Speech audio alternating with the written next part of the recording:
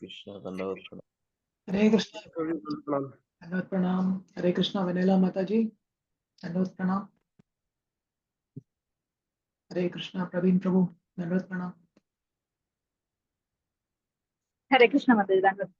हरे कृष्णा प्रभु जी दंडवत अनंतरम प्रभु हरे दंडवत। हरे कृष्णा प्रभु, हरे कृष्णा माता। We'll just start with a short small kirtan. जय राधा माधव कुंज बिहारी, गोपी जन वल्लभा गिरिवर धारी। जय राधा माधव कुंज बिहारी, गोपी जन वल्लभा गिरिवर धारी। यशोदानंदन ब्रज जन रंजन, यशोदानंदन ब्रज जन रंजन, यमुना तीरवनचारी। यशोदानंदन ब्रज जन रंजन, यमुना तीरवनचारी। जय राधा माधव कुंज बिहारी, गोपी जन वल्लभा गिरिवर धारी। जय राधा माधव कुंज बिहारी, गोपी जन वल्लभा गिरिवर धारी। यशोदानंदन ब्रज जन रंजन, यमुना तीरवनचारी। यशोदानंदन ब्रज जन रंजन, यमुना तीरवनचारी। हरे कृष्णा कृष्णा कृष्णा हरे हरे, हरे रामा रामा रामा हरे हरे। हरे कृष्णा कृष्णा कृष्णा हरे हरे, हरे रामा रामा रामा हरे हरे। हरे कृष्णा कृष्णा कृष्णा हरे हरे, हरे रामा रामा रामा हरे हरे। हरे कृष्णा कृष्णा हरे हरे, हरे रामा रामा हरे हरे। जय जय प्रभुपाद प्रभुपाद प्रभुपाद, जय जय प्रभुपाद। जय जय गुरुदेव गुरुदेव गुरुदेव, जय जय गुरुदेव। नित्य गौर हरि बोल, हरि बोल, हरि बोल। नित्य गौर हरि बोल। प्रभुपाद की जय। हरे कृष्ण। ओम अज्ञानतिमिरान्धस्य ज्ञानाञ्जनाशलाकया चक्षुरुन्मिलितं येन तस्मै श्रीगुरवे नमः। श्रीचैतन्यमनोभीष्टं स्थापितं येन भूतले स्वयं रूपा कदा मह्यं ददाति स्वपदान्तिकं।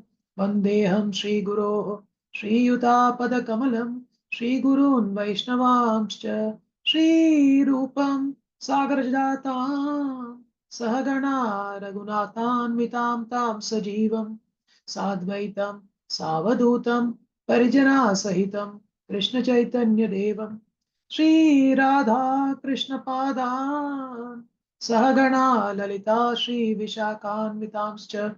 हे कृष्णा करुणा सिन्धो दीनबन्धो जगत्पते, गोपेशा गोपिका कान्ता राधाकान्ता नमोऽस्तुते। तप्त कांचना गौरांगी राधे वृंदावनेश्वरी, वृषभानुसुते देवी प्रणमामि हरिप्रिये। वाञ्छाकल्पतरुभ्यश्च कृपा सिन्धुभ्य एव च, पतितानां पावनेभ्यो वैष्णवेभ्यो नमो नमः। जय श्री कृष्ण चैतन्य प्रभु नित्यानंद श्री अद्वैता गदाधार श्रीवासादि गौर भक्त वृंद हरे कृष्णा कृष्णा कृष्णा हरे हरे हरे रामा राम राम हरे हरे ओम नमो भगवते वासुदेवाय ओम नमो भगवते वासुदेवाय ओम नमो भगवते वासुदेवाय नारायणं नमस्कृत्य नरं चैव नरोत्तमं देवीं सरस्वतीं व्यासं ततो जयम् उदीरयेत् नष्टप्रायेषु भद्रेषु नित्यं भागवत सेवया भगवती उत्तमश्लोके भक्तिर्भवति नैष्टिकी कृष्णाय वासुदेवाय देवकीनन्दनाय च नन्दगोपकुमाराय गोविन्दाय नमो नमः नमः पंकजमाल नाभाय नमः पंकजमालिने नमः पंकजनेत्राय नमस्ते पंकजांग्रहे नमो महावदन्याय कृष्ण प्रेम प्रदायते कृष्णाय कृष्ण चैतन्य नामने तेष्वे गौरतुषे नमः नमो ब्राह्मण्य देवाय गोब्राह्मण हिताय च जगद्हिताय कृष्णाय गोविन्दाय नमो नमः नमो ओम विष्णुपादाय कृष्णप्रेष्ठाय भूतले श्रीमते भक्ति वेदांत स्वामिन् इति नामिने नमस्ते सारस्वते देवे गौरवाणी प्रचारिणे निर्विशेषा शून्यवादी पाश्चात्य देशतारिणे जय श्री कृष्ण चैतन्य प्रभु नित्यानंद श्री अद्वैता गदाधारा श्रीवासादि गौर भक्त वृंदा हरे Krishna Krishna Krishna Hare Hare Hare Rama Ram Ram Hare Hare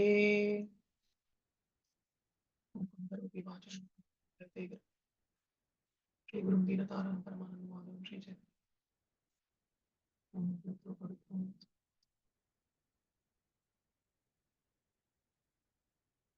Shri Vishnu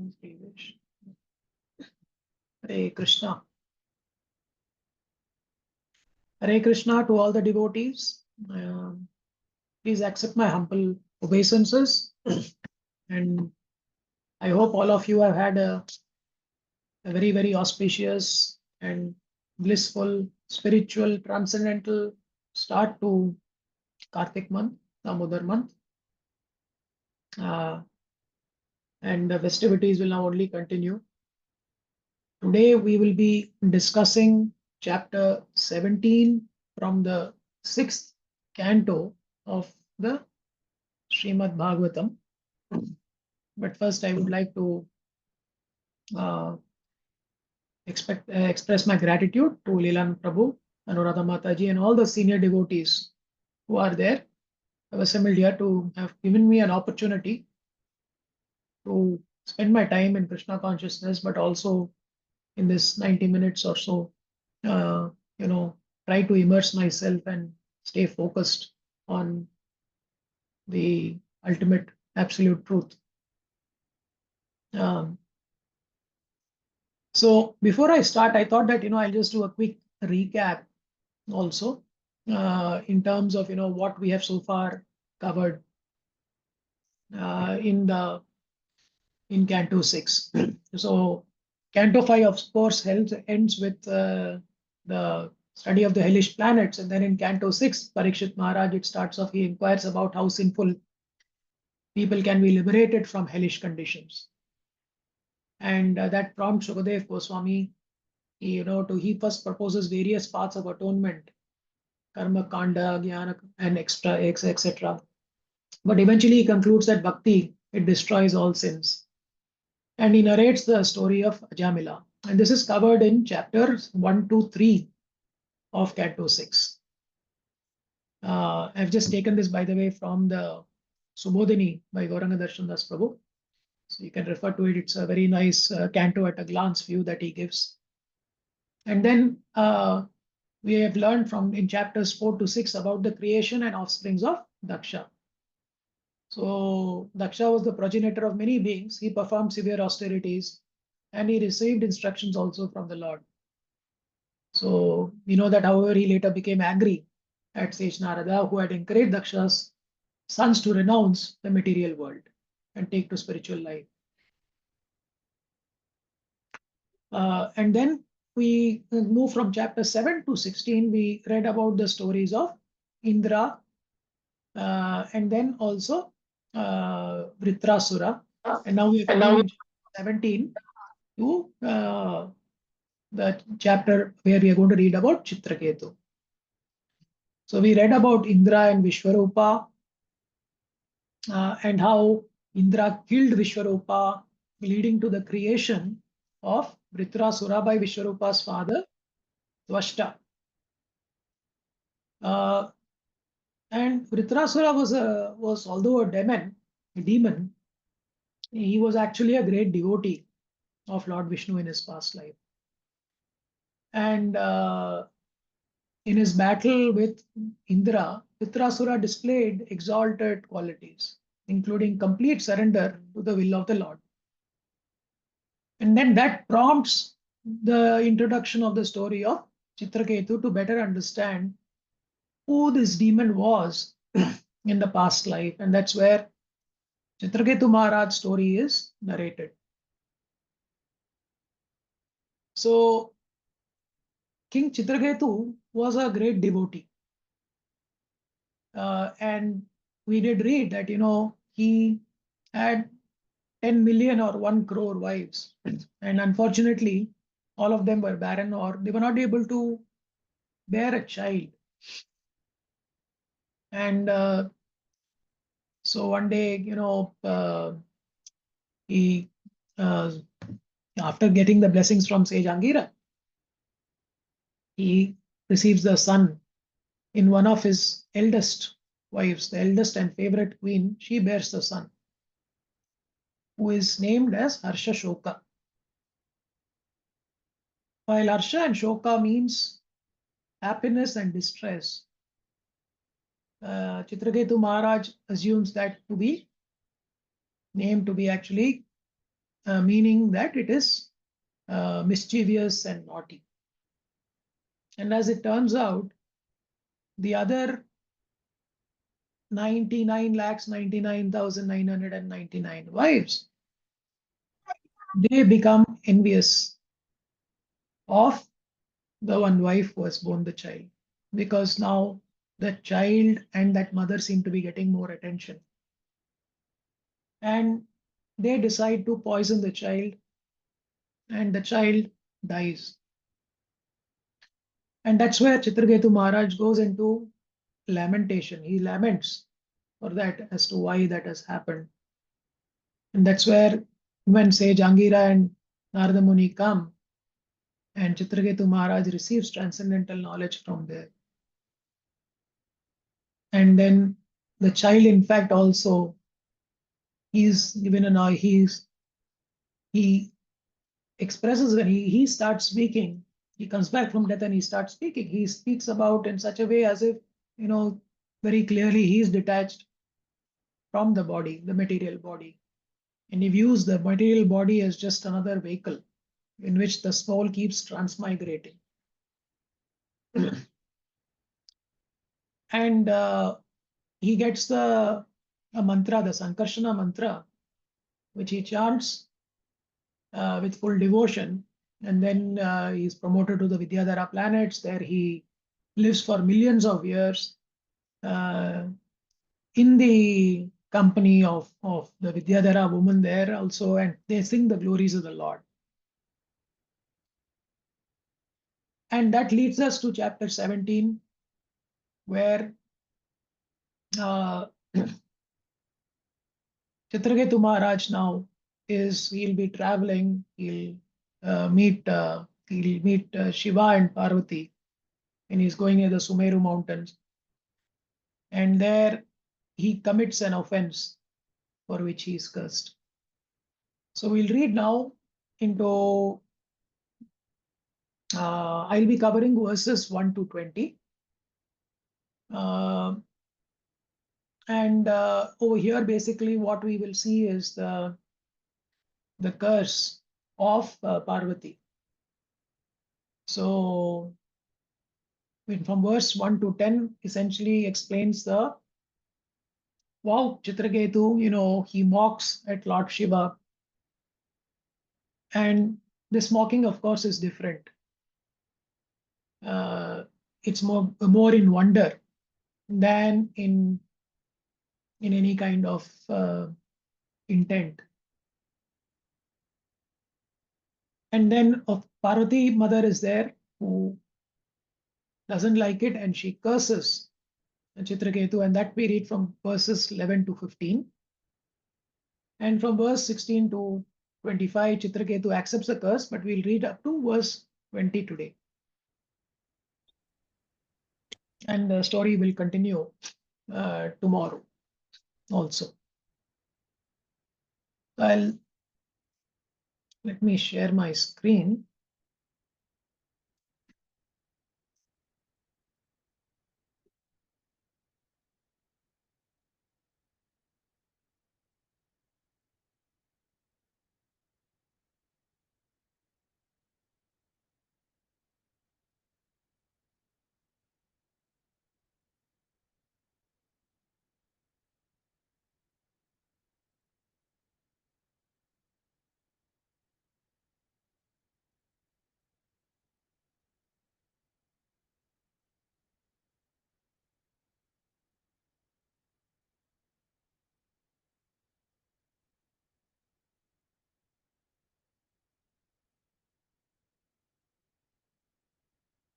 So we'll start with reading the summary of chapter 17. And then once we start reading the verses and the purports, we'll go through them. I will invite devotees also to read the purports. I will read the translations, and we can go through the purports in turns. Sri Prabhupada ki chapter 17. Mother Parvati curses Chitraketu. The 17th chapter is summarized as follows. This chapter describes Chitraketu receiving the body of an asura or demon because of joking with Lord Shiva. After personally talking with the Supreme Personality of Godhead, King Chitraketu enjoyed life in his airplane with the woman of the Vidyadhara planet. Engaging in congregational chanting of the glories of the Lord, he began flying his plane and traveling in outer space.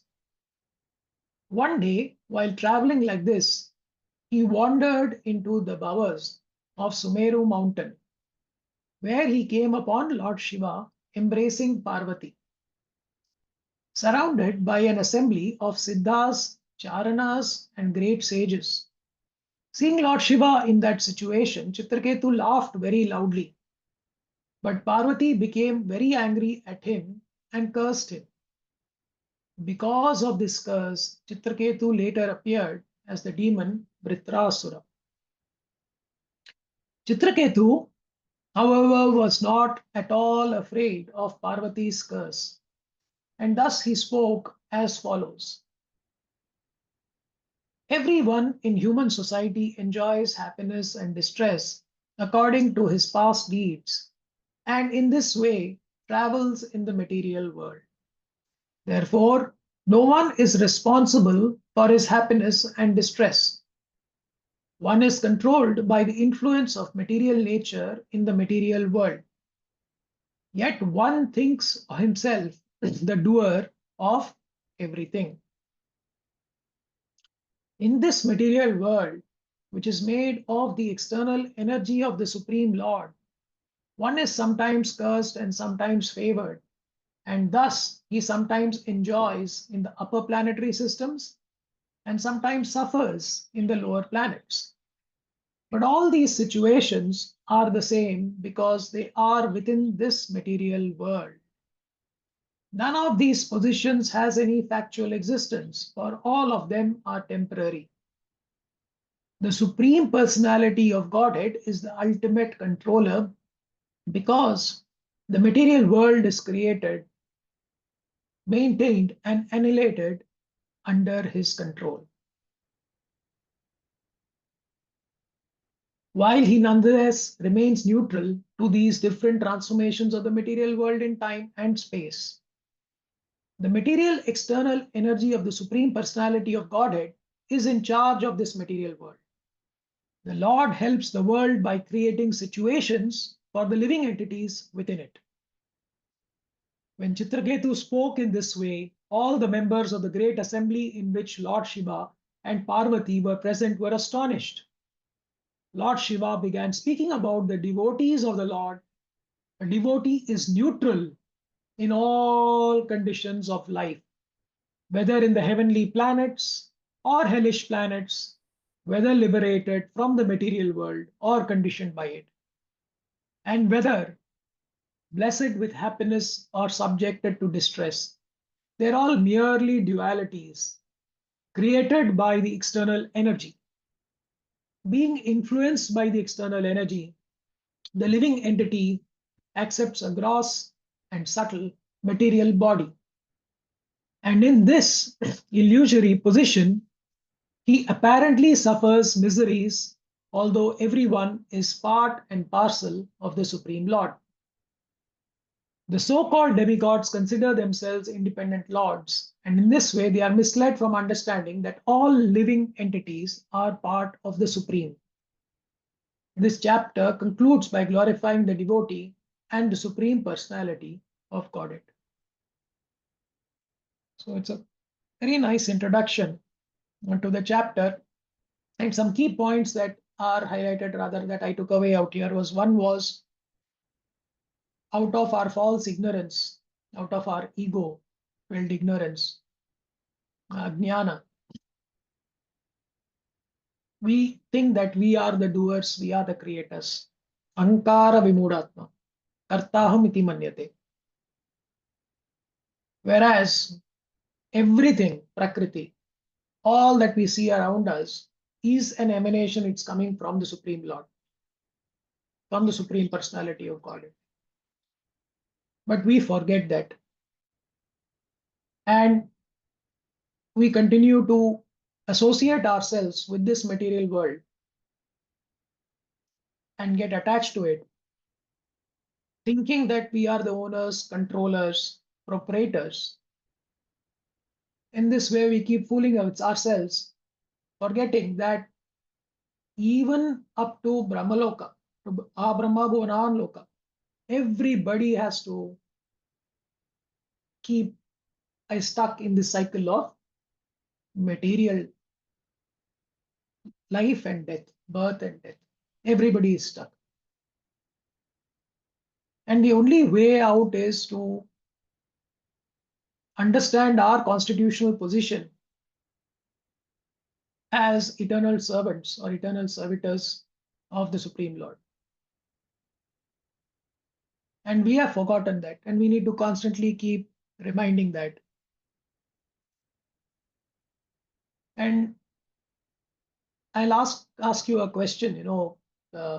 This was actually, again, I'm borrowing it from Paramahansa Prabhu's lectures, which I was hearing, wherein he speaks about our power of seeing.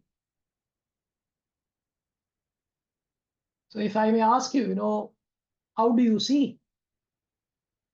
Does anybody want to answer that? How do you see? I found it very interesting. I thought I'll share this. But how do you see? Hey Krishna, anyone just wants to play tag with me and answer this question? How do you see? Why do you see?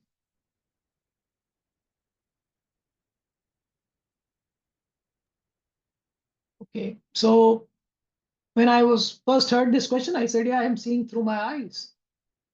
Yes, eyes have been given by the Lord. But then if you are to transport yourself into a dark room, in a room where there is no light,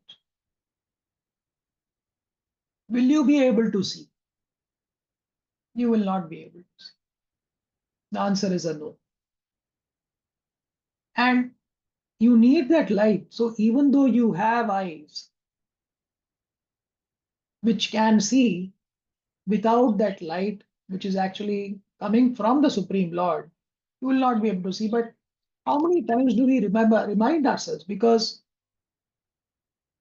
every day we are keeping our eyes open and we are seeing so many things. But do we remind ourselves that we are able to see because of that mercy, the limitless mercy of that Supreme Lord, who's created that we are able to perceive things. But we have forgotten that because we have forgotten our relationship with the Supreme Lord. And we begin to think that we are entitled. So let's continue reading this. It's in a story flow, so we'll be able to progress pretty quickly. And we can take a pause at any time, have a discussion also. In case you have any questions, please feel free to unmute yourselves and ask questions also. Text 1.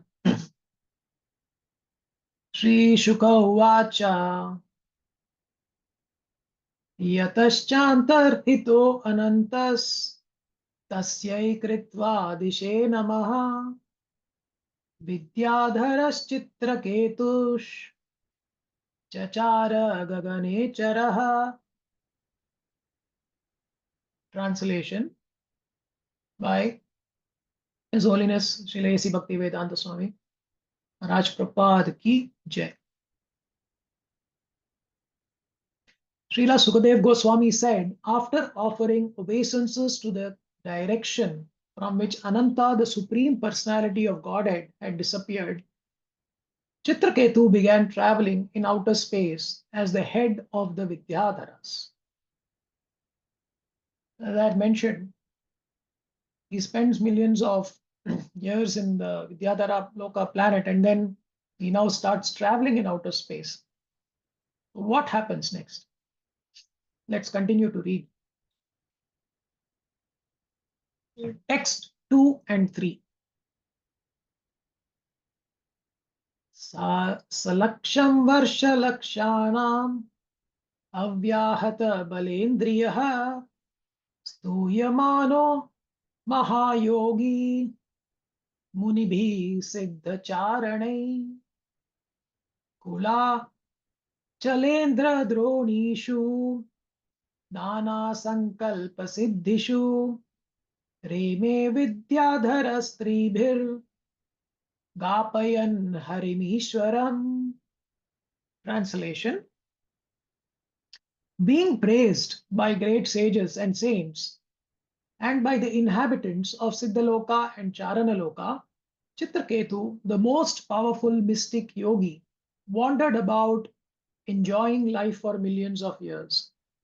With bodily strength and senses free from deterioration, he traveled within the valleys of Sumeru mountain, which is the place of perfection for various kinds of mystic power. In those valleys, he enjoyed life with the woman of Vidyadhara Loka by chanting the glories of the Supreme Lord Hari.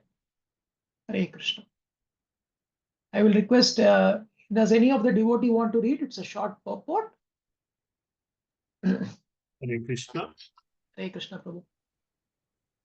It is to be understood that Maharaja Chitraketu, although surrounded by beautiful women from Vidyadhar Loka, did not forget to glorify the Lord by chanting the holy name of the Lord.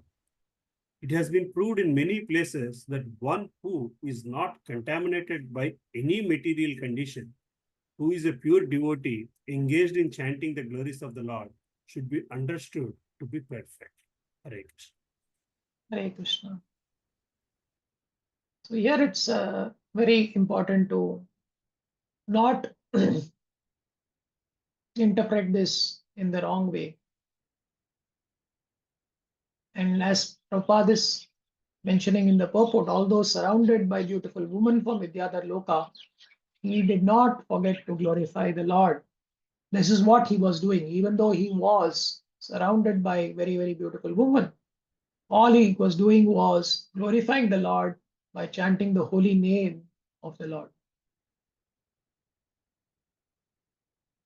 Let's continue reading. Text 4 and 5.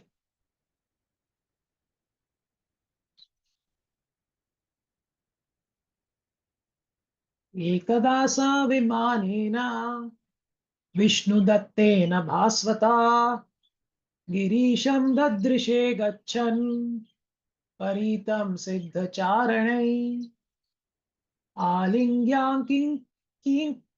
किङ्कृतां देवीं बाहुना मुनिसंसदि उवाच देव्या शृण्वन्त्या जहासोचैस्तदन्तिके. Translation: one time, while Chitraketu was traveling in outer space on a brilliantly effulgent airplane given to him by Lord Vishnu, he saw Lord Shiva surrounded by Siddhas and Charanas. Lord Shiva was sitting in an assembly of great saintly persons and embracing Parvati on his lap with his arm. Chitraketu laughed loudly and spoke within the hearing of Parvati. We'll read the purport also. I request one of the devotees to kindly read the purport. Hare Krishna Prabhuji. Anandram. Dandavat Pranam Prabhu. Hare Krishna. Purport by Srila Prabhupada Ki Jai. Srila Vishwanath Chakravarti Thakura says in this connection, Bhaktim Bhutim Harir Dattva Svavichedanu Bhutaye Devya Sapena Vrutratvam Nitvatam Swantike Nayat. The purport is that the Supreme Personality of Godhead wanted to bring Chitraketu to Vaikuntha Loka as soon as possible. The Lord's plan was that Chitraketu be cursed by Parvati to become Vritrasura so that in his next life he could quickly return home back to Godhead. There have been many instances in which a devotee acting as a demon has been brought to the kingdom of God by the mercy of the Lord. For Parvati to be embraced by Lord Shiva was natural in a relationship between husband and wife. This was nothing extraordinary for Chitraketu to see. Nonetheless, Chitraketu laughed loudly to see Lord Shiva in that situation, even though he should not have done so. Thus, he was eventually cursed, and this curse was the cause of his returning home back to Godhead. Hare Krishna. Hare Krishna. Thank you, Prabhu. So two things that we can take away here is, one is that everything that is happening is part of a larger plan. We might be going through certain trials or tribulations, and we might also be having some challenges. And often when these challenges come, we start questioning, why is it happening to you when you are so pious, when you are so good, when you are doing so many good deeds? And on the contrary, you see people whom you think are undeserving benefiting with a lot of material happiness and joy. So number one, what we need to keep in mind is whatever happens, happens with the sanction of the Supreme Personality of Godhead. Nothing is happening without that sanction. So for us to either be in a state of dejection or unhappiness, or be in a state of envious of others because something good is happening to them whereas something bad is happening to you, can be detrimental actually to our own spiritual progress in life. And the reason is that, as I said, whatever happens, happens with the sanction of God. And for anyone, anything that is happening has happened with his sanction. So if we are being envious of that situation, of or a person, of or in a situation wherein we are regretting, we are actually in a way not accepting the will of the Lord. We can be also in a situation where you might get envious. So that's why they say never be envious of anyone, because if you are envious of someone, you are actually becoming envious of Krishna. Because it is Krishna who actually granted that to that particular person.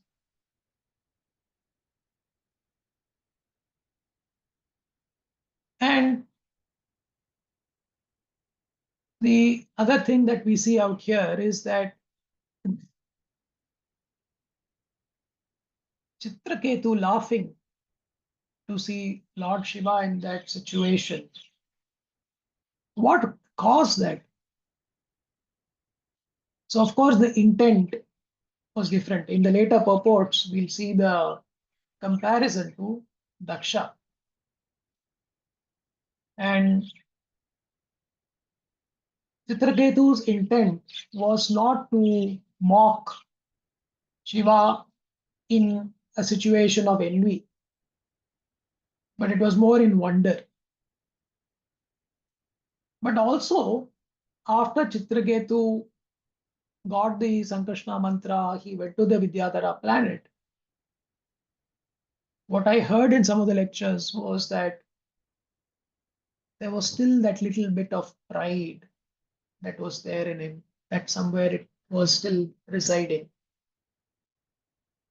And the God is so merciful that he wants his pure devotees to come back to Godhead, to return back to Godhead. And therefore, he formulates a plan for the purification of his devotees so that in the next life they can quickly come back to Godhead. And after this curse, of course, we know what happens, but it's for a short period of time. Vishwarupa's father, he does a sacrifice of fire, and from where Mritrasura comes, and it's for a short period he's there. He gets slayed, and then he goes back to Godhead. He's liberated, but even at that point of time, he's fully conscious. So God creates those opportunities for us to go back to Godhead. We should grab those opportunities whenever they arise. We should be fully aware and should look at both distress and happiness with equanimity. Because both those opportunities are being created by God, and they're not being created for our own material gratification or material distress, but for our own purification. Let's continue reading text 6.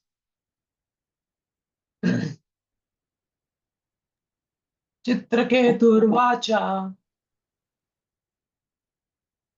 Esha loka guru sakshad dharmam vakta sharirinam aste mukhya sabhayam vai mithuni bhuya bharyaya.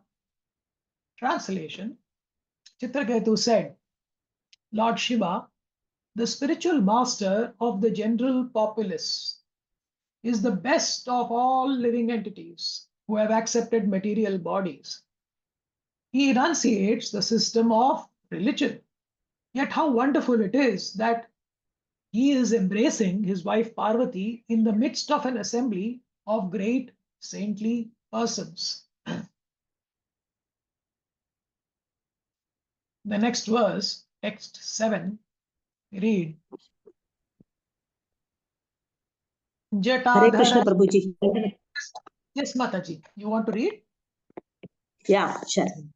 Yeah, Mataji, you Text read the 7. text, the translation and the purport, Mataji. Purport. Okay, okay. Thank you. Jatadhara Brahmavadi Sabhapati Ankikritya Sriyam Chaste Katahrihi To Yatha. Translation: Lord Shiva, whose hair is matted on his head, has certainly undergone great austerities and penances. Indeed, he is the president in the assembly of strict followers of Vedic principles. Nonetheless, he is seated with his wife on his lap in the midst of saintly persons and is embracing her as if he were a shameless, ordinary human being. Purport: Chitraketu appreciated the exalted position of Lord Shiva, and therefore he remarked at how wonderful it was that Lord Shiva was acting like an ordinary human being. He appreciated Lord Shiva's position, but when he saw Lord sitting in the midst of saintly persons and acting like a shameless, ordinary man, he was astonished. Srila Vishwanatha Chakravarti Thakura remarks that although Chitraketu criticized Lord Shiva, he did not offend Lord Shiva like Daksha. Daksha considered Lord Shiva insignificant, but Chitraketu expressed his wonder at Lord Shiva's being situated in that. Hare Krishna. Hare Krishna Mataji, thank you very much. So as I had mentioned, Chitraketu, it seems he criticized Lord Shiva. He did not offend him. Praises Lord Shiva. Unlike Daksha, who considered Lord Shiva as insignificant out of envy. Let's continue reading text 8. If anyone wants to read the shloka and the translation purport, please just unmute yourself. Let me know. Otherwise, I will read the shloka and the translation and then I will ask requests. But if you are interested to wanting to also read, please feel free to unmute yourself like Mataji did. Text 8. Prayasha prakritaश्चापि स्त्रियं रहसि बिभ्रति अयं महाव्रत धरो बिभर्ति सदसि स्त्रियम्. Translation. Ordinary conditioned persons generally embrace their wives and enjoy their company in solitary places. How wonderful it is that Lord Mahadeva, although a great master of austerity, is embracing his wife openly in the midst of an assembly of great saints. Purport, anyone wants to read? Please unmute yourself. Yeah, I will read it. Hare Krishna, I will read. Hare Krishna, Prabhu. Yes, Prabhu, please read. Understand. The word Mahavratadhara indicates a brahmacharini who has never fallen down. Lord Shiva is counted among the best of yogis, yet he embraced his wife in the midst of great saintly persons. Chitraketu appreciated how great Shiva was to be unaffected even in that situation. Therefore, Chitraketu was not an offender, he merely expressed his wonder. Yes. Hare Krishna. Thank you, Prabhu. So here again, as I outlined earlier, Chitraketu was not offending or criticizing and approaching Lord Shiva with an attitude, the negative attitude. It was more he was expressing his wonder.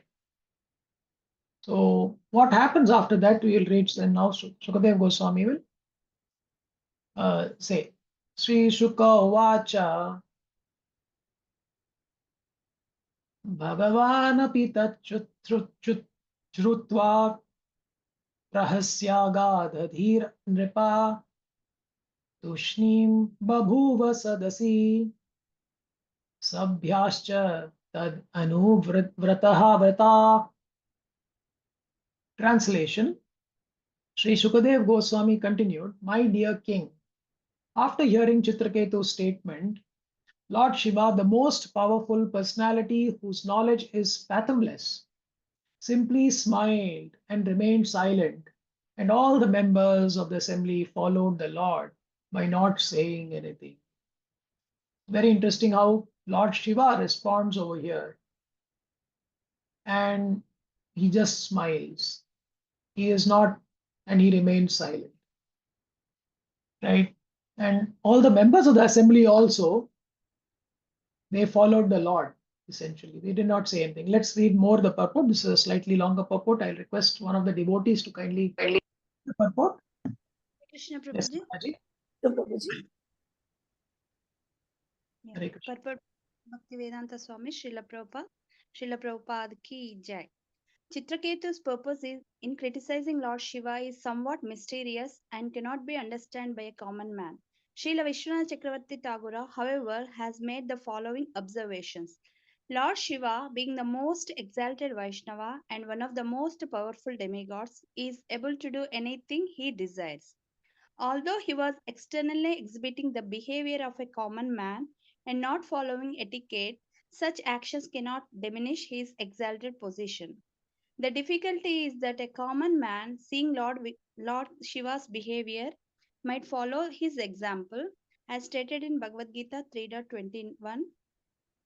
Yadyadacharate shrestha taddad eva tarojana sayat pramanam kurute lokas tad anuvartate.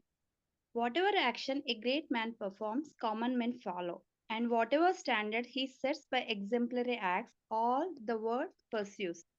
A common man might also criticize Lord Shiva like Daksha, who suffered. Can you scroll down, Prabhuji? Yeah. So just one. Yeah. Whatever action Whatever action a great man performs, common men follow, and whatever standard he sets by exemplary acts, all the world pursues. A common man might also criticize Lord Shiva like Daksha, who suffered the consequences for his criticism. King Chitraketu desired the Lord Shiva sees his external behavior so that others might be saved from criticizing him and thus becoming offenders. If one thinks that Vishnu, the Supreme Personality of Godhead, is the only perfect personality, whereas the demigods, even such demigods as Lord Shiva, are inclined to improper social affairs, he is an offender. Considering all this, King Chitraketu was somewhat harsh in his behavior with Lord Shiva. Lord Shiva, who is always deep in knowledge, could understand Chitraketu's purpose and therefore he was not at all angry. Rather, he simply smiled and remained silent. The members of the assembly surrounding Lord Shiva could also understand Chitraketu. Consequently, following the behavior of Lord Shiva, they did not protest. Instead, following their master, they remained silent. If the members of the assembly thought that Chitraketu has blasphemed Lord Shiva, they would certainly have left at once, blocking their ears with their hands. Hare Krishna. Hare Krishna. Mataji. Thank you so much. It's a beautiful purport, very, very powerful purport. And I will urge all of you to please reflect on this. It's very, very relevant also from our real life, where we do see some situations which cause us to get emotionally charged or become angry. The first point out here that's coming out is what actions a great man performs, common men follow. And whatever standards he sets by exemplary acts, all the world pursues. And at the same time, if a leader or a great man does something that is not so good, it becomes an excuse for sometimes people to follow that behavior. I had one example when I had, and I've shared this, I think, in one of my earlier classes, that I had gone to a friend's person and they are not in devotees or not Krishna in Krishna consciousness. And this was in my early days when I had gotten into KC.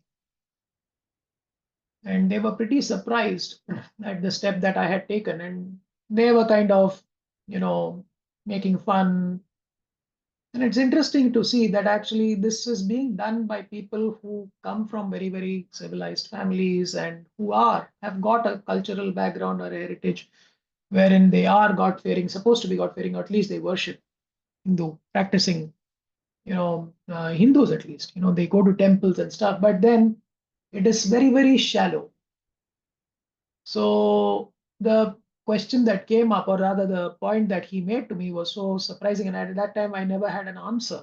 He said that, Lord Shiva drinks bhang. Lord Shiva has, what do you call that? Dope or whatever, charas or what, ganja. So why shouldn't we? And I was that time very new, of course, in KC. I didn't have an answer. Maybe the easiest thing for me to have told him would have been that yes, Lord Shiva also drank poison. You should drink poison also. You should not just stop at bhang and charas, but you should go one step further and have the poison. But I think the point here is that the world is watching us, and what we do, how we behave, is also going to impact others. And I think as Vaishnavas, the way we conduct ourselves is an extremely important aspect that we need to keep in mind, especially because we don't have people who are maybe at that level of an elevated level of consciousness like Maharaj Chitraketu or like Lord Shiva. who are able to pass a message which is understood by the other person with the right intent and the right purpose. And often that can lead to a lot of confusion, can lead to misinterpretation.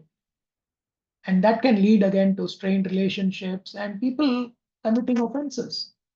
And as Prabhupada says in the purport, King Chitraketu desired that Lord Shiva sees this external behavior so that others might be saved from criticizing him and thus becoming offenders. Once you commit that big aparad or a Vaishnava aparad, the kind of sins that you accumulate, and for that you will have to maybe undergo a few more lives or lifetimes. I don't know, but it is going to take you a lot more time, a lot more effort to go back to Godhead. So we need to be very, very careful in our conduct because, of course, people are watching us and we should not give others an opportunity to get into acts which might, in ways, take them far away from Krishna. And number two, we should also avoid indulging in such criticizing behaviors or indulge in prajalpa when that's happening about other people. So we also see over here in terms of how the members of the assembly surrounding Lord Shiva understood Chitraketu Maharaj's purpose and they reacted. And this is the power actually that is there, because people are looking up to you. How you react also is going to prompt how other people who follow you react. And this is a bit in contrast to that episode when Daksha criticizes it, Lord Shiva, and how people in the assembly reacted after that.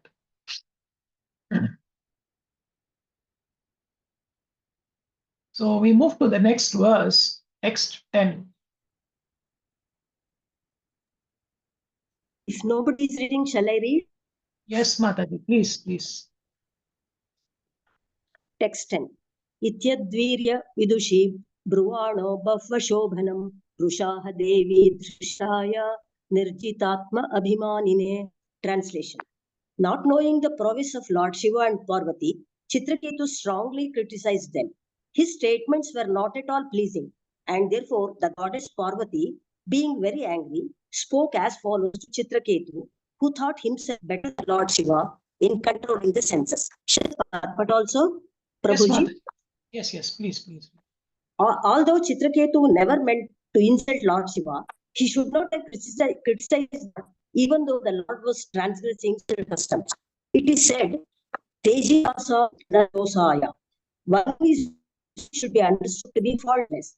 For example, one should not find faults with the sun, although it evaporates from the street. The most powerful cannot be criticized by an ordinary man or even by a great personality. Chitraketu should have known that Lord Shiva, although sitting in that way, was not to be criticized. The difficulty was that Chitraketu, having become a great devotee of Vishnu, Sankarshana, was somewhat proud at having achieved Lord Sankarshana's favor and therefore thought that he could now criticize anyone, even Lord Shiva. This kind of pride in a devotee is never tolerated. A Vaishnava should always remain very humble and meek and offer respect to others. Trunapi suchine sunichena tarorapi sahishnuna amananina manadena kirtaniya sadaharihi. One should chant the holy name of the Lord in a humble state of mind, thinking oneself lower than the straw in the street. One should be more tolerant than a tree, devoid of all sense of false prestige and ready to offer all respects to others. In such a state of mind, one can chant the holy name of the Lord constantly. A Vaishnava should not try to minimize anyone else's position. It is better to remain humble and meek and chant the Hare Krishna mantra. The word Nirjitabhimanine indicates that Chitraketu, though himself a better controller of the senses than Lord Shiva, although actually he was not, because of all these considerations, Mother Parvati was somewhat angry at Chitraketu. Hare Krishna. Hare Krishna Mataji, thank you. Again, another beautiful purport, amazing purport over here. And Prabhupada brings about the point of pride. Even it was a slight tinge of pride over here. So that was present in Chitraketu. He says, it is in a devotee that pride is never tolerated. And a Vaishnava should always remain very humble and meek and offer respect to others. So pride and envy, Prabhuji's and Mataji's, is very, very dangerous. One of the 6 anarthas. And in one lecture again from Gauranga Darshan Prabhu that I was listening, he speaks about why did Krishna appear in Vasudeva's and the kind of situation in which he appeared. And he quotes the acharyas as saying that the 6 children who died earlier, they represented the 6 anarthas.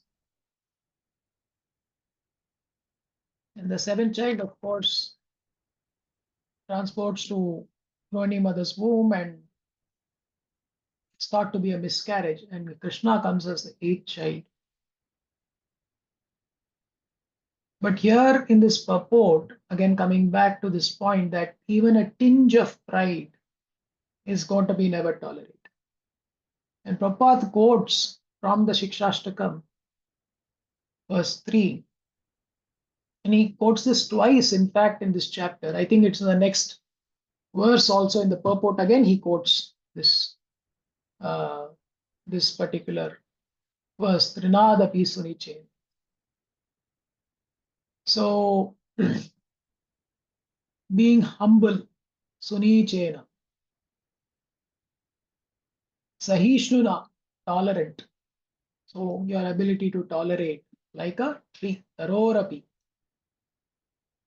Amanina, that is not expecting any kind of man or samman, no respect. And manadena, but giving all kinds of respect. Kirtanaya sada. That's what the devotee does. So, and we need to keep ourselves humble. He says it's better to remain humble and meek and chant the Hare Krishna mantra. Hare Krishna, Krishna Krishna, Hare Hare, Hare Rama, Rama Rama, Hare Hare. For Krishna and his name is non-different. All the potencies of Krishna are invested into his name. That is the first, in the second verse. Nam nam akari bahuda nija sarva shakti statra pita niyamatya smaranena kala. He has multiple names are there, but each of those names is invested with the complete potency of Krishna, and the name is non-different from him. And that name is so merciful also. So let's invest quality time in chanting Krishna's names every day, Prabhuji. Let's try to remind ourselves, as I said, all our sensory perceptions, and including the mind, which acts as our 6th sense, what is coming to us or what we are able to even think is coming because of that mercy of the Lord. Whatever we hear, we taste, we smell, we see, we touch and feel, and we also think of, will not be possible if it were not for the mercy of the Lord, who is so merciful that he allows us and he creates an environment for us to experience. But we experience all this only with a mindset of self-satisfaction and material sense gratification, forgetting that it's all being done by the Supreme Lord out of his causeless mercy to purify us. So over here, Chitraketu, of course, had that tinge of pride, and immediately the Lord conceived the plan to purify his devotee so that he can quickly come back to him, back to God. Let's continue reading now, text 11. Sri Parvatyavacha Ayam kim adhuna loke Shasta danda dhara prabhu Asmat vidhanam dushtanam nirjanam cha viprakrit. Translation: the goddess Parvati said, "Alas, has this upstart now received a post from which to punish shameless persons like us? Has he been appointed ruler, carrier of the rod of punishment? Is he now the only master of everything?" And then Mother Parvati continues, Naveda dharmam kila padma yonir na brahmaputra bhrigu nara dadya navai kumara kapilo manuscha yeno nishedhantyati vartinam haram. Translation: alas, Lord Brahma, who has taken his birth from the lotus flower, does not know the principles of religion, nor do the great saints like Bhrigu and Narada, nor the four Kumaras headed by Sanat Kumara, Manu, and Kapila have also forgotten the religious principles. I suppose it is to be because of this that they have not tried to stop Lord Shiva from behaving improperly.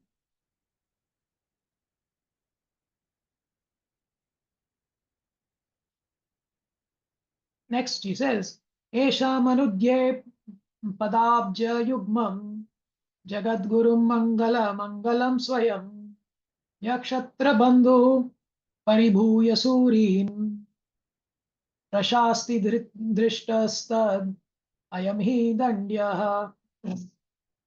Translation: this Chitraketu is the lowest of Kshatriyas, for he has impudently overridden Brahma and the other demigods by insulting Lord Shiva, upon whose lotus feet they always meditate.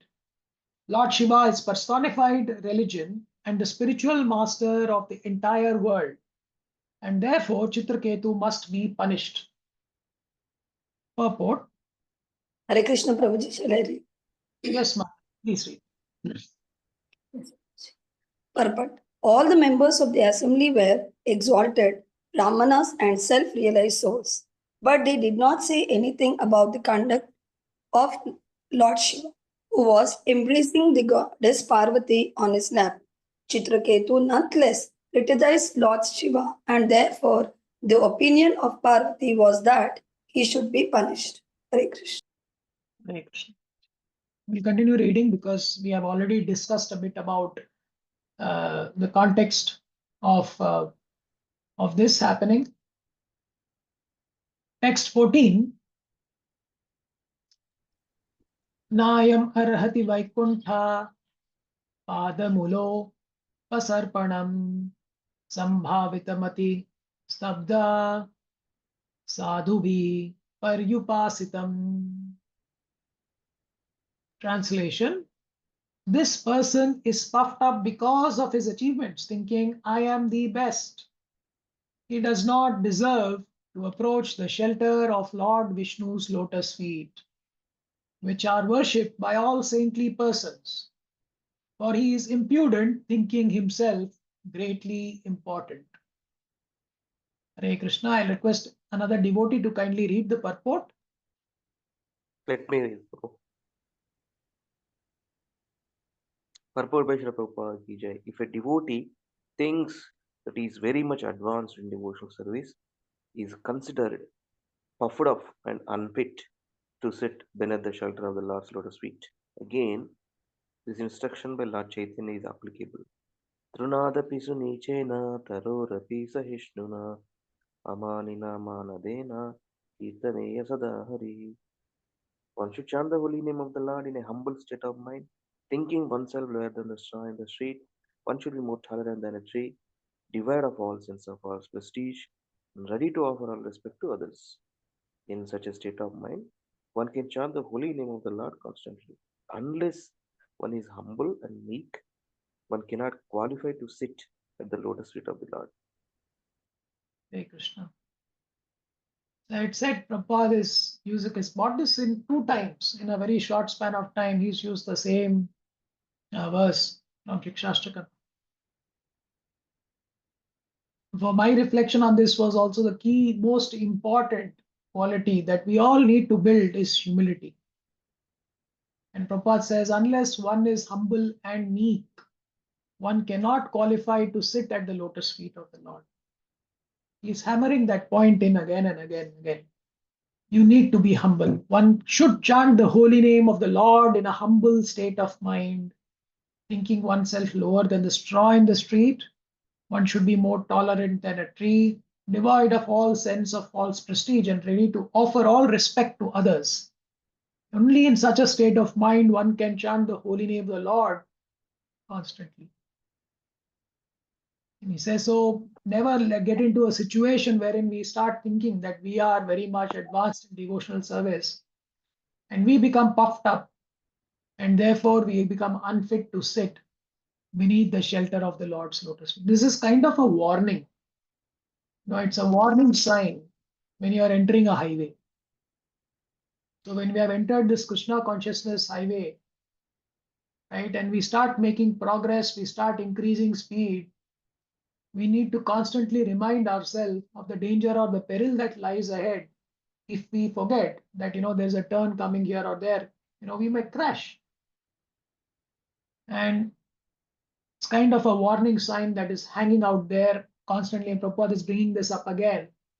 He's saying, don't forget, you have to be humble and meek. Otherwise, you're going to crash. Otherwise, you will be out of that highway. You will be back to a normal material path. So please keep this in mind, Prabhuji and Matajis. And let's keep reminding ourselves of this. Now, this verse, we chant it every day. We're chanting the Shikshashtakam, but try and understand the meaning also. And when you're chanting, remind yourself. A good way of doing this will be now, like Gauranga Prabhu is doing this Shikshashtakam prayers. He's covering it in a very beautiful way. He's done, I think right now he's covered four prayers so far. So I'd encourage all of you to please find that on YouTube and listen to it. It's happening, I think, Fridays and Sundays. So he covers one verse in each class. And but again, this is very, very important. Please keep reminding yourselves. Next 15. Yes, Mataji. Shall I read? Yes, Mataji. अतः पापीयसीं योनिम् आसुरीं याहि दुर्मते यतेह भूयो महतां न कर्ता पुत्र किल्बिषम्. Translation. O impudent one, my dear son, now take a birth in a low, sinful family of demons, so that you will not commit such an offense again toward exalted saintly persons in the purport. One should be very careful not to commit offenses at the lotus feet of Vaishnavas, of whom Lord Shiva is the best. While instructing Srila Rupa Goswami, Sri Chaitanya Mahaprabhu described an offense at the lotus feet of a Vaishnava as Hathi Mata, a mad elephant. When a mad elephant enters a nice garden, it spoils the entire garden. Similarly, if one becomes like a mad elephant and commits offenses at the lotus feet of a Vaishnava, his entire spiritual career is halted. One should therefore be very careful not to commit offenses at the lotus feet of a Vaishnava.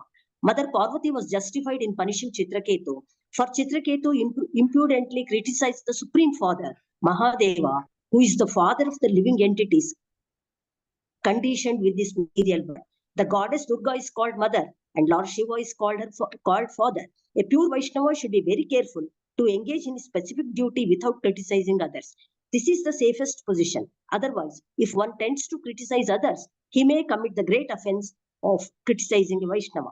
Because Chitraketu was undoubtedly a Vaishnava, he might have been surprised that Parvati had cursed him. Therefore, the goddess Parvati addressed him as Putra or son. Everyone is the son of Mother Durga, but she is not an ordinary mother. As soon as there is a small discrepancy in a demon's behavior, Mother Durga immediately punishes the demon so that he may come to his senses. This is explained by Lord Krishna in Bhagavad Gita 7.14. Daivi hi yesha gunamaye mama maya duratyaya mameva ye prapadyante mayam yetam tarantite. This divine energy of mind, consisting of the three modes of material nature, is difficult to overcome. But those who have surrendered unto me can easily cross beyond it. To surrender to Krishna means to surrender to his devotees also, for no one can be a proper servant of Krishna unless he is a proper servant of a devotee. Chadiya Vaishnava Seva Nistara Payecha Keva. Without serving a servant of Krishna, one cannot be elevated to being a servant of Krishna himself. Therefore, Mother Parvati spoke to Chitraketu exactly like a mother who says to her naughty child, "My dear child, I am punishing you so that you won't do anything like this again." This tendency of a mother to punish her child is found even in Mother Yashoda, who became the mother of Supreme Personality of Godhead. Mother Yashoda punished Krishna by binding him and showing him a stick. Thus, it is the duty of a mother to chastise her beloved son, even in the case of the Supreme Lord. It is to be understood that Mother Durga was justified in punishing Chitraketu. This punishment was a boon to Chitraketu because after taking birth as a demon Vrutrasura, he was promoted directly to Vaikuntha. Hare Krishna. Hare Krishna Mataji, thank you. It's a longer purport. Again, it's a beautiful purport. And here Prabhupada is describing on the dangers of committing offenses to Vaishnavas. That we should be very, very careful. Again, he's flagging that warning signal. He's saying that, in our spiritual life, one of the biggest risks is that we end up committing offenses to other Vaishnavas.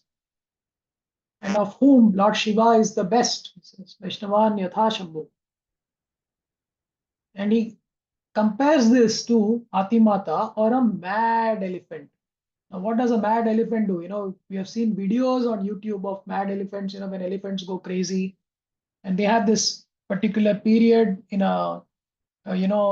they actually go cranky. So at that time, they're all tied. And if you allow those elephants to do anything, they essentially, what they do is they spoil everything. So when this mad elephant enters a nice garden, it will spoil that entire garden. So he compares the committing offenses to like that. Actually, he says if one becomes like a mad elephant and commits offenses at the lotus feet of Vaishnava, his entire spiritual career is altered. This is what our founder Acharya is saying. So please take note of this, that if we commit an offense, we are hurting ourselves, not the other person. The other person might get hurt temporarily, but actually the person who's getting hurt in that process is going to be ourselves, because our entire spiritual career is going to get halted. So try and stay away from this as much as possible, and try and be very, very self-aware of whatever situation you are in. He then talks about the duty of mothers, right? He talks about mothers. Mothers chastise, but they do that with a good intent. It's again to rectify a child. Similarly, over here, Mother Parvati chastising or actually cursing Chitraketu is justified. He says was justified in punishing Chitraketu. Let's now continue to read text 16. We'll complete this next 4 verses pretty soon now. Shri Shuka Uvacha Evam Shaptaschitraketur Vimanad Avruhyasah Prasadayam Asasatin Mudhna Namrena Bharata. Translation. Sri Sukadeva Goswami continued, "My dear King Parikshit, when Chitraketu was cursed by Parvati, he descended from his airplane. What does he do? Bowed before her with great humility, and he pleased her completely." Now, this is how a devotee behaves, also in adversity. We've seen that also when Parikshit Maharaj was also cursed by Shringi. The way he reacted to it, he accepted it immediately. He did not counter it, or he did something else if he could have. But he accepted that immediately as the Lord's will. Text 17. Now Chitraketu speaks. Chitraketu vacha pratigrenami te shapam atmano anja Linambike Devairmartyaya Yat Proktam Purvadrishtam Hitasya Tat. Translation, Chitraketu said, "My dear mother, with my own hands folded together, I accept this curse upon me. I do not mind the curse, for happiness and distress are given by the demigods as a result of one's past deeds." Purport. I will read this purport. Since Chitraketu was a devotee of the Lord, he was not at all disturbed by the curse of Mother Parvati. He knew very well that one suffers or enjoys the results of one's past deeds as ordained by Daivanetra, superior authority, or the agents of the Supreme Personality of Godhead. He knew that he had not committed any offense at the lotus feet of Lord Shiva or the goddess Parvati, yet he had been punished, and this means that the punishment had been ordained. Thus the king did not mind it. A devotee is naturally so humble and meek that he accepts any condition of life as a blessing from the Lord. Tate nukampam sushamikshamaanaha. Bhagavatam 10.14.8. A devotee always accepts punishment from anyone as the mercy of the Lord. If one lives in this conception of life, he sees whatever reversals occur to be due to his past misdeeds, and therefore he never accuses anyone. On the contrary, he becomes increasingly attached to the Supreme Personality of Godhead because of his being purified by his suffering. Suffering, therefore, is also a process of purification. This is a subtle distinction between a devotee and a non-devotee, and how a devotee sees a situation which is essentially not materially favorable. So in the material world, an unfavorable situation is painful, whereas a favorable situation might be happiness, or good. But in the spiritual world, it's not. In a spiritual state of mind, both pain and happiness are viewed as happiness only. They are viewed as the will of the Lord to purify us. I'll continue reading the purport. Srila Vishwanath Chakravarti Thakura says this in this connection, that one who has developed Krishna consciousness and who exists in love with Krishna is no longer subject to sufferings and happiness under the laws of karma. Indeed, he is beyond karma. The Brahma Samhita says, "Karmani nirdhati kintu cha bhakti bhajam." A devotee is free from the reaction of his karma because he has taken to devotional service. This same principle is confirmed in Bhagavad Gita 14.26. Sagunan samatityaitan brahma bhuyaya kalpate. One who is engaged in devotional service has already been freed from the reactions of his material karma, and thus he immediately becomes Brahmabhuta, or transcendental. This is also expressed in Srimad Bhagavatam 1.2.21. Shiyante chasye karmani. Before attaining the stage of love, one becomes free from all the results of karma. The Lord is very kind and affectionate towards his devotees, and therefore a devotee in any condition is not subjected to the results of karma. A devotee never aspires for the heavenly planets. The heavenly planets, liberation and hell, are not different for a devotee, for he does not discriminate between different positions in the material world. A devotee is always eager to return home back to Godhead and remain there as the Lord's associate. This ambition becomes increasingly fervent in his heart, and therefore he does not care about material changes in his life. Srila Vishwanath Chakravarti Thakur comments that Maharaja Chitraketu, being cursed by Parvati, should be considered the mercy of the Lord.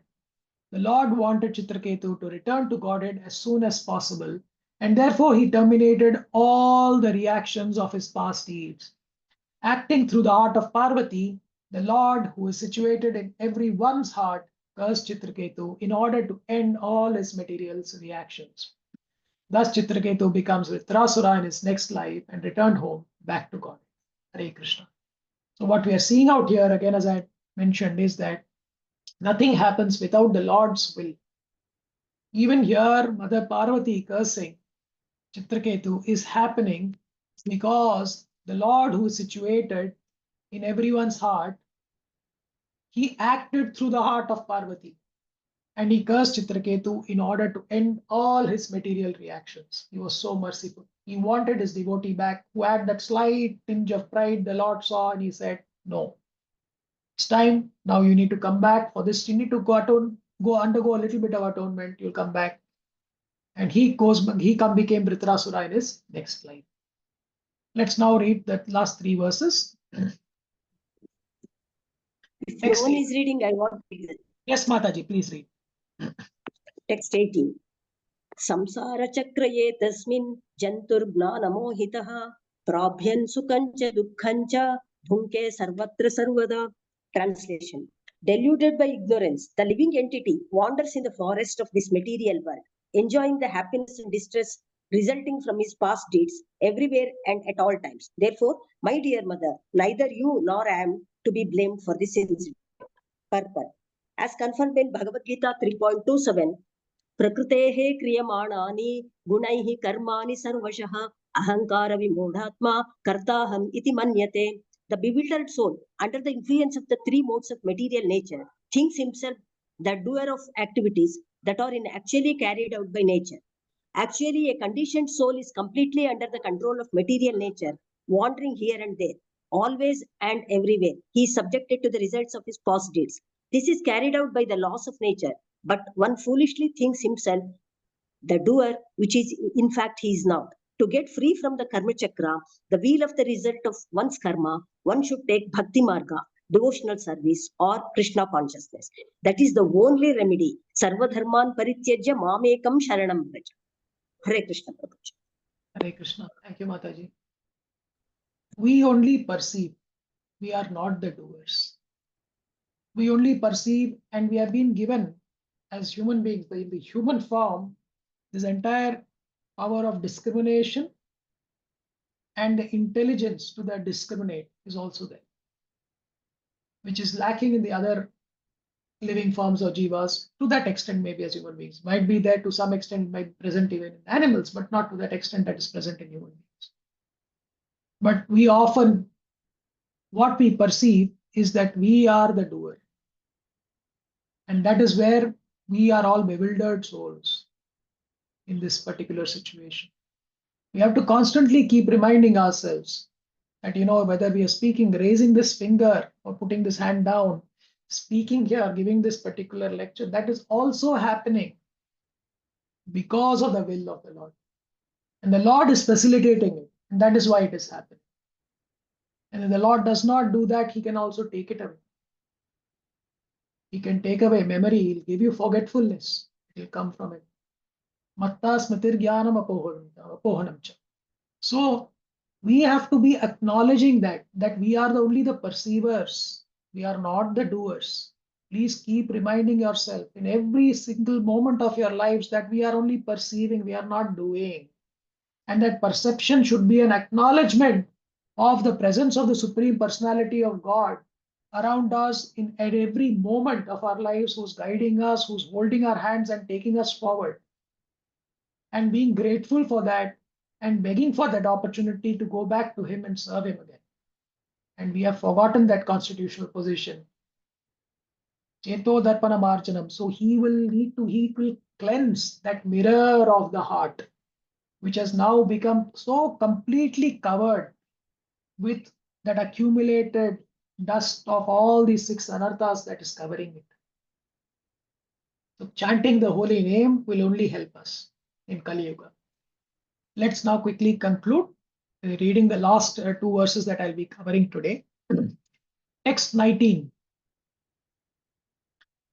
Naivatmana paraschapi karta syat sukha dukkhayo kartaram manyate tragnya atmanam paramevacha. Translation. In this material world, neither the living entity himself nor others, friends and enemies, are the cause of material happiness and distress. But because of gross ignorance, the living entity thinks that he and others are the cause. purport. In this verse, the word Agnya is very significant. In the material world, all living entities are Agnya, ignorant in different degrees. This ignorance continues very strongly in the mode of ignorance presented by material nature. One must therefore promote himself to the stage of goodness, to this character and behavior, and then gradually come to the transcendental platform or Adhokshaja platform, in which he realizes both his position and the position of others. Everything is done under the superintendence of the Supreme Personality of Godhead. The process by which the results of action are ordained is called Niyatam, always working. Just wanted to share one interesting thing that I heard yesterday in the lecture was this thing about Ajna. So Jnana is knowledge. How does Ajnana come? And Gauranga Prabhu said that Ajnana comes from Jnana plus Ahankar. So Jnana plus Ahankar creates this mode of Ajnana, which is ignorance. And it is that false pride, ego that in us that makes the knowledge, the ultimate truth, it makes it become completely ignorant.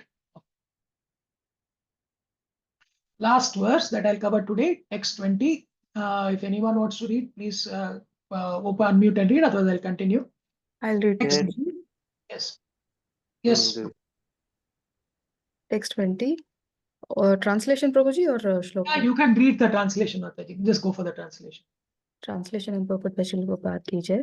This material world resembles the waves of a constantly flowing river. Therefore, what is a curse and what is a favor? What are the heavenly planets and what are the hellish planets? What is actually happiness and what is actually distress? Because the waves flow constantly, none of them has an eternal effect. Purport. Srila Bhakti Vinod Thakur sings, Miche Mayara Vase Yacha Beshe Kacha Habudubu Bhai. My dear living entities within this material world, why are you being carried away by the waves of the modes of material nature, Jiva? Krishna Dasa E Vishwasa Karlet Tara Dukhanai. If the living entities tries to understand that he is an eternal servant of Krishna, there will no longer be misery for him. Krishna wants us to give up all other engagements and surrender unto him. If we do so, where will the cause and effect of this material world be?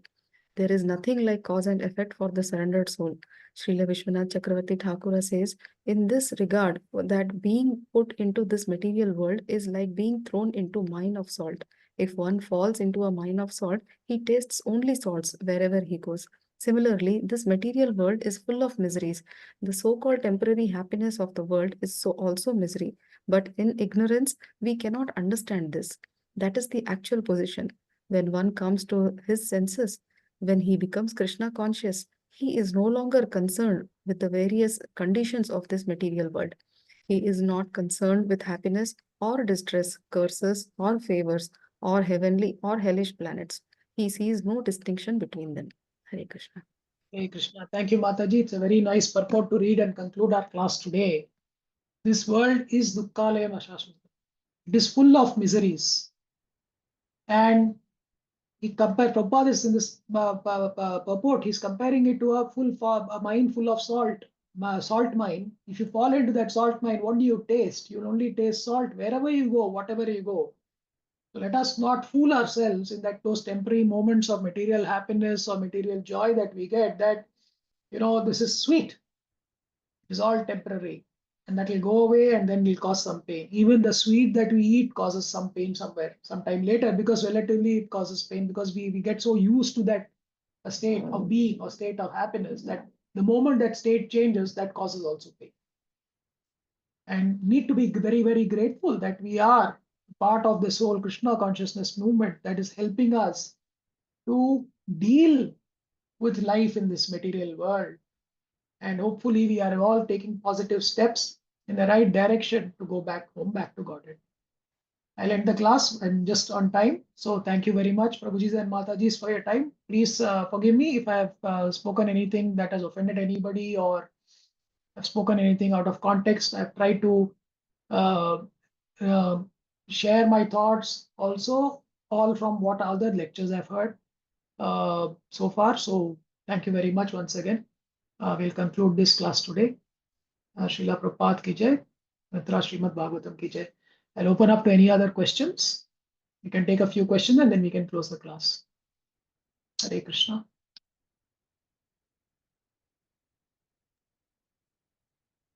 Hare Krishna. Prabhuji Mataji, anyone has any comments or questions? Please unmute yourselves. Thank you so much, Prabhuji. Thank I you. know, Thank I you. know this month you said it's very hectic and still you were able to take the class. Thank you so much. Mataji, the blessings of all Vaishnavas and Krishna's mercy that we come, Mataji. So honestly, we don't find the time for preparation these days as much because we are so much got running for services also now after this. Yeah, Mataji told, yeah. But it's good that we are able to stake out some time and spend it in Krishna Katha because there is nothing better to do. Thank you for the opportunity. If there are no other comments or questions, Mataji, we'll end Yeah, the we will end the session, Prabhuji. Thank you so much. Thank you everyone for joining. Hare Krishna. Thank you very much. Hare Krishna. पावनेभ्यो वैष्णवेभ्यो नमो नमः अनंत कोटि वैष्णव वृंद की जय श्रीला प्रपाद की जय हरे Krishna Thank you.